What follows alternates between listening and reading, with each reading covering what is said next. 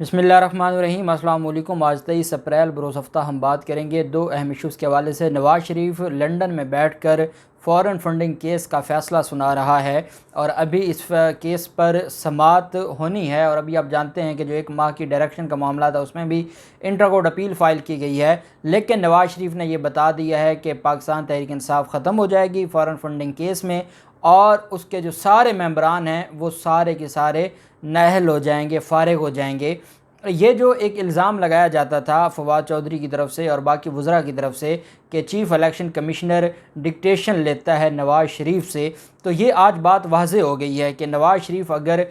इस तरह फ़ैसले सुनाने बैठ जाएंगे तो फिर तो उसका मतलब ये है कि ये भी जो लिखा हुआ स्क्रिप्ट था ये भी उसका हिस्सा है और फिर कोई ज़रूरत नहीं है वहाँ पर इतनी देर आर्गू करने की और आपको वकला को खड़ा करने की। जब आपको फ़ैसले का पता है कि आपके ख़िलाफ़ लिख दिया गया है तो फिर उसके ऊपर तो सर फोड़ने वाली बात है। नवाज़ शरीफ ने आज क्या कहा, बिलावल ज़रदारी के साथ मुलाकात हुई है और जो एक डाका डालने जा रहे हैं और ये मिसाक जमहूरियत 2 करने जा रहे हैं वो क्या है वो भी मैं आपके साथ शेयर करूंगा। और साथ हम बात करेंगे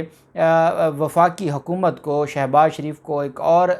जो झटका मिला है और एक और इत्तेहादी जमात ने काबीना में शमूलियत से इनकार कर दिया है और 2 दफ़ा वज़ीर-ए-आज़म शहबाज शरीफ ने मनाने की कोशिश की है लेकिन वो नहीं माने। मामला क्या है उसके ऊपर भी हम बात करेंगे। पहले हम देख लेते हैं पंजाब में बल्दियाती इलेक्शंस के हवाले से एक अहम चीज़ सामने आई है। पंजाब में बल्दियाती इलेक्शंस आप जानते हैं कि मुल्तान बेंच ने जस्टिस शान गुल साहब ने वो 2 अज़ला में जो इलेक्शन था उसको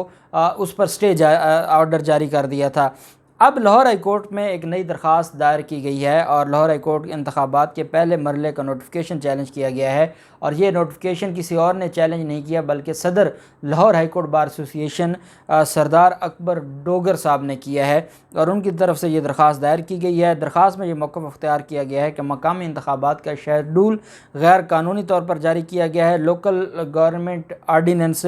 2021 की मुद्दत 6 माह है जो 10 जून को पूरी हो रही है। इलेक्शन कमीशन सरकारी रिज़ल्ट 14 जून को जारी करेगा जो ऑर्डिनेंस की मुद्दत पूरी होने के बाद जारी होगा, जो कि गैर कानूनी और गैर आइनी है। अब ये वो लोग हैं क्योंकि डोगर साहब भी उसी ग्रुप का हैं जो आज़म नज़ीर तारड़ साहब और एहसन फून साहब का ग्रुप है उसके सदर हैं और ये वो लोग हैं जब पाकिस्तान तहरीक इंसाफ की हुकूमत थी तो ये इनकी पूरी कोशिश थी कि बल्दियाती इलेक्शन हों और अब अगर बल्दियाती इलेक्शन रोके जाते हैं और बल्दियाती इलेक्शन क्यों ये रोकेंगे उसकी वजह यह है कि ये ख़ुद अपने जो फ़ंड्स हैं अपने MPS के ज़रिए पंजाब में इस्तेमाल करना चाहेंगे। जो कल तक बल्दियाती इलेक्शन की जंग लड़ रहे थे आज वो बल्दियाती इलेक्शन के ख़िलाफ़ अदालतों में पहुँच गए हैं। इस पर लाहौर हाई कोर्ट ने 2 रुकनी बेंच बना दिया है। जस्टिस शुजात अली ख़ान और जस्टिस शाहिद जमील साहब पर मुश्तमिल ये बेंच है। 25 अप्रैल को ये समाअत करेगा। ये इस वजह से भी अहम समाअत होगी कि ये पंजाब के बल्दियाती इलेक्शन का जो मुस्तकबिल है वो डिसाइड किया जाएगा कि आया जो ऑर्डिनेंस जून तक इंटैक्ट है, क्या जो तारीख़ है वो पहले की जा सकती है ताकि बल्दियाती इलेक्शन हो सके। 14 जून की बजाय वो 8 जून हो सकती है, 9 जून हो सकती है ताकि वो कानून के मुताबिक भी हो जाए और बल्दियाती इलेक्शंस हो भी जाएं, क्योंकि यही अदालतें कल तक बल्दियाती इलेक्शन के हवाले से सर पकड़ कर बैठी थीं कि हर हाल में बल्दियाती इलेक्शन होना चाहिए। अब देखना यह है कि नई कानून साजी तो अभी पॉसिबल नहीं है, ऑर्डिनेंस इस वक्त भी इंटैक्ट है, तो क्या ये अदालत उसके मुताबिक फ़ैसला देती है या नहीं देती। 25 अप्रैल को जो भी इसकी समाअत का हवाला होगा मैं आपके साथ शेयर करूँगा। दूसरी तरफ जो मामला है वो नवाज़ शरीफ और बिलावल ज़रदारी की दोबारा आज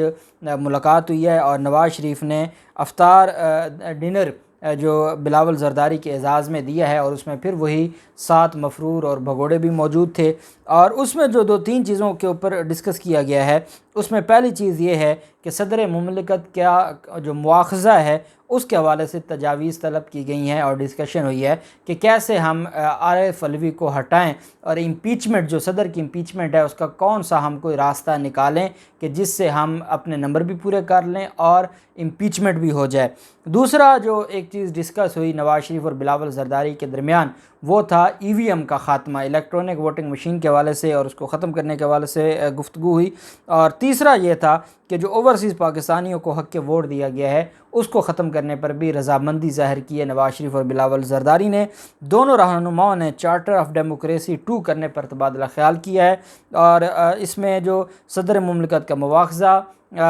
سابقہ حکومت کی الیکشن ترامیم کو بھی ختم کرنے کے حوالے سے بات کی گئی ہے، اور ایک کمیٹی تشکیل دی گئی ہے لنڈن میں، اور پیپلز پارٹی کی طرف سے شیری رحمان، نوید قمر زمان کائرہ، اور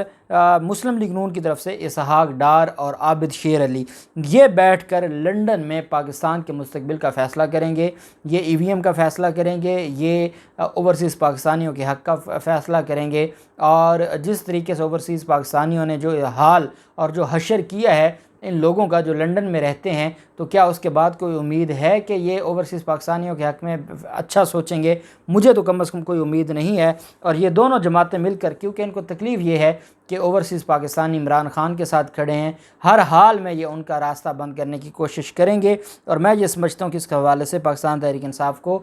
جو عدالت ہے اس کو، اور نہیں تو پھر معاملہ ایکسپوز تو ہوگا نا، کہ یہ تو کل نہیں کہا جائے گا جیسے ابھی حمزہ شہباز کے الیکشن کے حوالے سے عدالتیں کہہ رہی ہیں کہ آپ نے اس کو چیلنج کیا ہے، کم از کم آپ کو اپنی جو ذمہ داری ہے اس کو نبھاتے ہوئے اگر یہ ایسی کوئی ترمیم لے کر آتے ہیں تو اس کو اسٹرانگ طریقے سے، اور آپ کے پاس جو بیرسٹر علی ظفر صاحب جیسے وکیل ہیں، ایک میں گزارش ضرور کروں گا پاکستان تحریک انصاف سے کہ جو آپ کے اس طرح کے کیسز ہیں جو کانسٹیٹیوشنل میٹرز ہیں، اس میں بابر روان صاحب یا آپ جس طریقے سے نعیم بخاری صاحب کو یا کسی اور وکیل صاحب کو کھڑا کرتے ہیں، میں یہ سمجھتا ہوں کہ آپ کے پاس جو علی ظفر صاحب کی صورت میں ایک ایسا وکیل موجود ہے تو آپ اس طرح کے سارے معاملات علی ظفر صاحب کو دیں، یہ بیرسٹر علی ظفر صاحب کا کام ہے اور وہی ان سارے معاملات کو دیکھ سکتے ہیں۔ دوسری طرف ARY نیوز کو پہلا پیمرا کا شوکاز چلا گیا ہے، اور ابھی ان کی حکومت کو بنے 10 دن نہیں ہوئے اور اپنے مخالف چینل کو انہوں نے شوکاز جاری کر دیا ہے۔ کل ایک خبر نشر کی گئی تھی ARY کی طرف سے، اور یہ کہا گیا تھا کہ اسد مجید نے جو ان پر پریشر تھا اور جو دباؤ تھا کہ آپ اپنا بیان بدلیں، انہوں نے اپنا بیان نہیں بدلا۔ یہ خبر تھی جس خبر پر انہوں نے کہا کہ یہ بڑی زیادتی ہو گئی ہے، بہت بڑا گناہ ہو گیا ہے۔ جو فریڈم آف سپیچ کی باتیں کرتے تھے، جو فریڈم آف ایکسپریشن کی باتیں کرتے تھے، جو یہ کہتے تھے کہ ہر حال میں چیف جسٹس اطہر من اللہ صاحب کی عدالت میں جا کے حامد میر بھی اور یہ سارے لوگ کھڑے ہو کر باتیں کرتے تھے فریڈم آف ایکسپریشن کی، اور اب ان کو 10 دن نہیں ہوئے اور 10 دن میں انہوں نے ARY کو شوکاز جاری کر دیا ہے اور وضاحت طلب کر لی ہے۔ دوسری طرف نواز شریف نے آج میڈیا سے گفتگو کرتے ہوئے عمران خان کے بارے میں کہا ہے کہ جو ہمیں سچ ہمیشہ سامنے آتا ہے، جو بھی ہے ابھی تو صرف 5-10% سچ سامنے آیا ہے۔ انہوں نے کہا کہ ہم نے بڑی محنت سے پاکستان کو کھڑا کیا تھا، اسحاق ڈار نے معیشت کھڑی کی۔ اسحاق ڈار نے، نواز شریف نے کہا کہ جو اس شخص نے، عمران خان نے زمین بوس کر دی ملک کو۔ انہوں نے کہا کہ اس الیکشن سے پہلے بھی جھوٹے وعدے کیے گئے اور اب بھی یہ جھوٹے وعدے کر رہا ہے، اور پاکستان کے اس نے وہ حشر کیا ہے کہ اس کو تو عبرت کا نمونہ ہونا چاہیے۔ یہ کسی کی بات نہیں مانتا، نہ آئین کی بات مانتا ہے، نہ قانون کی بات مانتا ہے، نہ یہ پارلیمنٹ کو مانتا ہے۔ انہوں نے کہا کہ نواز شریف نے کہا کہ تمہارے خلاف عدم اعتماد آئی ہے قانون کے مطابق، آپ اس کو مانو اور آپ کو یہ ماننا پڑے گا۔ اور آپ اندازہ لگائیں کہ نواز شریف اب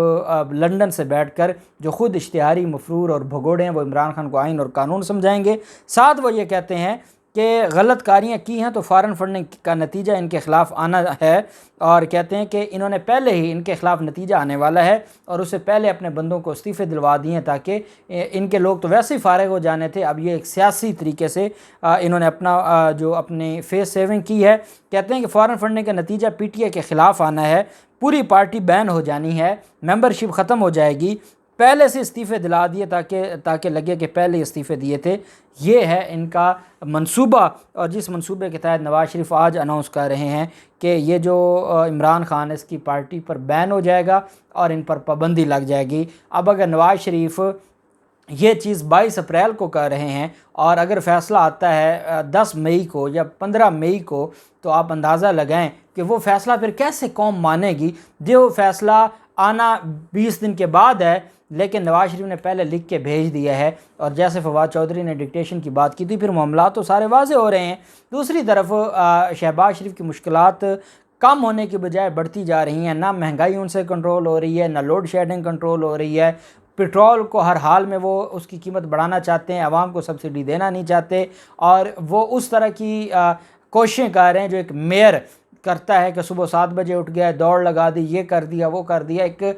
وزیر اعظم کا جو ایک عہدہ تھا اس پر تو کم از کم وہ ابھی تک انہوں نے اس کے حوالے سے نہ کوئی کام کیا ہے، نہ ان کا کیلیبر ہے۔ اب جو ANP ہے، عوامی نیشنل پارٹی، انہوں نے وزیر اعظم کے رابطے کے باوجود کابینہ میں شامل ہونے سے انکار کر دیا ہے۔ دوسری دفعہ شہباز شریف نے رابطہ کیا تھا، کل تک یہ خبر تھی کہ جو ANP ہے وہ وفاقی کابینہ میں شامل ہو جائے گی، کیونکہ ان کو ایک ایک ووٹ کی ضرورت ہے، ان کے 2 ووٹوں کی بنیاد پر تو ان کی حکومت کھڑی ہے، تو یہ کسی ایک ووٹ والے کو، 2 ووٹ والے کو بھی یہ نہیں افورڈ کر سکتے کہ وہ ناراض ہو۔ اس وجہ سے عوامی نیشنل پارٹی کو انہوں نے ایک وزارت دینے کی پیشکش کی تھی، وہ 2 وزارتیں مانگتے ہیں، ایک وزارت مواصلات جو فضل الرحمان کے بیٹے کو دے دیے کیونکہ وہاں زیادہ گھپلے ہونے تھے، زیادہ ٹھیکے آنے تھے، اور دوسری وزیر مملکت کا مطالبہ کیا تھا، اور یہ دونوں ان کو نہیں ملے۔ اس وجہ سے اسفندیار ولی نے کہا ہے کہ ہم جو اس کابینہ کا حصہ نہیں بنیں گے اور ہم اس حکومت میں شامل نہیں ہوں گے، جس کی وجہ سے جو مشکلات تھیں اس حکومت کو مزید مشکلات بڑھ گئی ہیں، اور اب شہباز شریف کو کیسے مناتے ہیں، اور اب دوسری طرف سب کو اپوزیشن لیڈر کا عہدہ بھی نظر آ رہا ہے، کیونکہ اس پر بھی بڑے اختیارات ہوتے ہیں، بڑی چیزیں ہوتی ہیں، اس وجہ سے جو اتحادی ہیں وہ بھی آگے پیچھے ہونے لگ گئے ہیں۔ عمران خان کی مقبولیت بھی دیکھ کر سب کو سمجھ آنا شروع ہو گئی ہے، اور جو سیکیورٹی کمیٹی کا، جو قومی سلامتی کمیٹی کا اجلاس تھا، اور جو اعلامیہ تھا جس نے پہلے اعلامیہ کی توثیق کر دی ہے اور اس بات کی تصدیق کر دی ہے کہ مداخلت ہوئی ہے، تو عمران خان کا بیانیہ تو زمین سے آسمان پر پہنچ گیا ہے۔ اس وجہ سے اب یہ سارے خوف میں مبتلا ہیں، دیکھتے ہیں کیا ہوتا ہے، جو بھی تفصیلات ہوں گی آپ کے ساتھ شیئر کرتے رہیں گے۔ اللہ پاک پاکستان کامیاب و ناصر ہو۔ بہت شکریہ، اللہ حافظ، پاکستان زندہ باد۔